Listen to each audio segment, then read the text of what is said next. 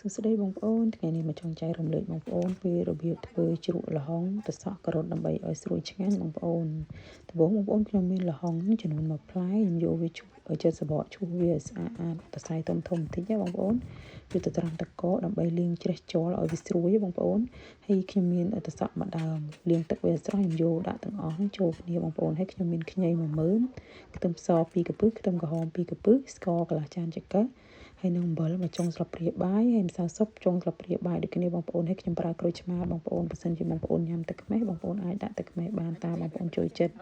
ហើយបើទឹកខ្មេះបងប្អូនអាចទុកបានតាំងពីអាទិត្យបើសិនជាប្រើក្រូចឆ្មាអាចត្រឹមតែមួយអាទិត្យទេបងប្អូនហើយយើងដាក់គ្រឿងទាំងអស់ហ្នឹងចូលគ្នាហើយយើងច្បល់វាឲ្យឡើងទន់តែប៉ុណ្្នឹងរួចរាល់បងប្អូន